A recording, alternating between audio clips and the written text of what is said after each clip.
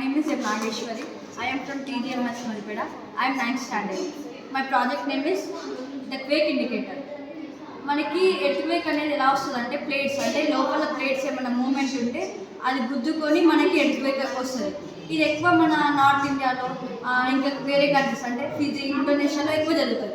అలాంటి టైంలో 20-30 స్టోరీ బిల్డింగ్స్లో ఒక 2000 మెంబర్స్ ఉంటే ఎర్త్క్వేక్ జరిగినప్పుడు 2000 మెంబర్స్లో ప్రతి ఒక్కరు వాళ్ళ లైఫ్స్ని స్పాయిల్ చేసుకో అంటే డిస్ట్రాయ్ అయిపోతుంది, ప్రాపర్టీ డిస్ట్రాయ్ అవుతుంది, ప్రతిదీ డిస్ట్రాయ్ అవుతుంది.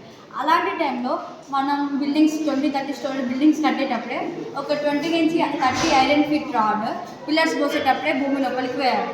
ఆ ఐరన్ రాడ్ అనేది మనం లోపలికి ఇంటి లోపలికి బెండ్ చేయాలి. ఇలా ఎల్ షేప్లో ఇలా బెండ్ చేసిన దానికి ఒక బాల్ అనేది హ్యాంగ్ చేయాలి. దీని కిందనే ఒక సాకెట్ అరేంజ్ చేయాలి. ఇది మన ఇంట్లోకి వైర్ కనెక్షన్ ఇవ్వాలి. అలారం అన్నా బజార్ అన్నా ఏదన్నా అలర్ట్ ఇండికేటర్. ఎప్పుడైతే లోపల మ్యాంటిల్లో అంటే ఏదైనా ప్లేట్స్ మూమెంట్ జరుగుతుందో అప్పుడు ఇది ఐరన్ రాడ్ మూమెంట్ అయ్యి ఈ బాల్ కూడా మూమెంట్ జరిగి మనకి బయటకి అలర్ట్ అంటే ఏదైనా ఇండికేట్ చేస్తుంది అనమాట.